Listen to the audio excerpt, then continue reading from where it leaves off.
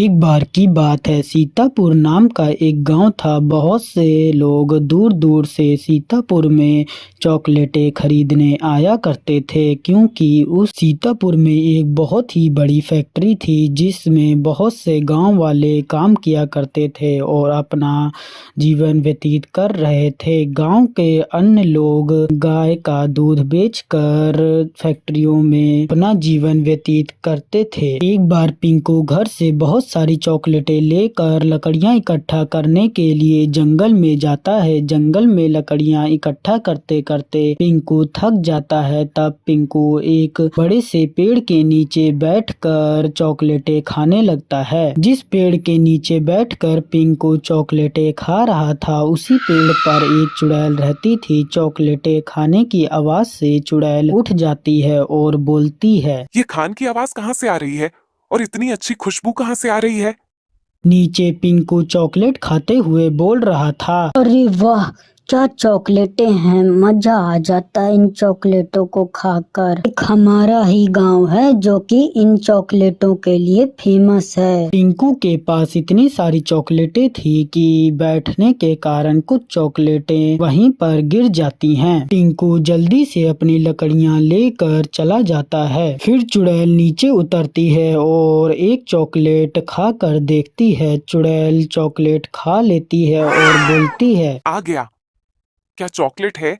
आज तक ऐसी चॉकलेट मैं नहीं खाई है।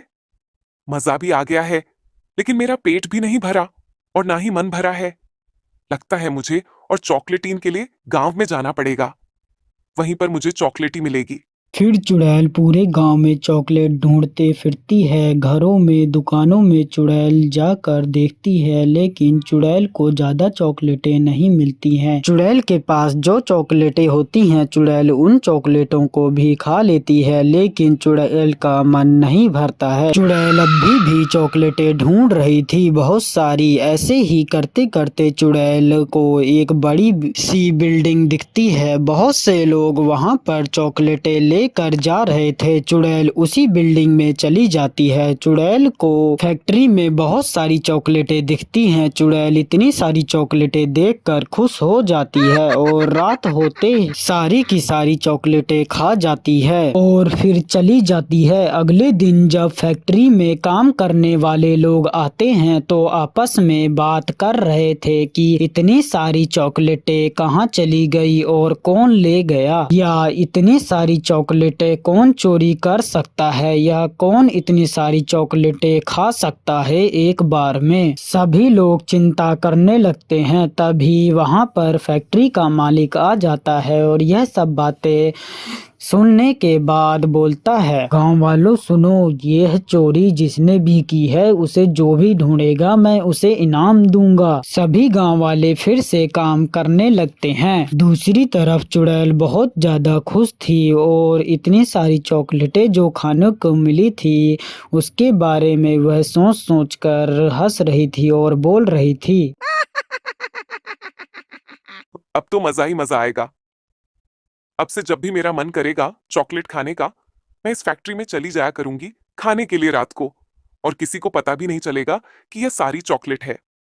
कौन लेकर चला जाता है या कौन खा जाता है। तब से फैक्ट्री में हर रोज चॉकलेटें गायब और चोरी होने लगी। सभी गांव वाले और फैक्ट्री का मालिक परेशान हो गया था। एक दिन सभी कर्मचारी चले गए थे, लेकिन रामू काम करने में थोड़ा लेट हो जाता है, तो वह काम कर रहा था। तभी वह काम खत्म करके जब जा रहा था तो वह देखता है कि चुड़ैल मस्त चॉकलेट खा रही है, और चुड़ैल को देखकर रामू दंग रह जाता है और थोड़ा सा डर भी जाता है। रामू जल्दी से घर जाता है और कलावती को सारी बात बताता है। अरे कलावती, ओ कलावती, मुझे पता चल गया है कि वह कौन है जो फैक्ट्री में सारी की सारी चॉकलेटें चोरी कर लेता है।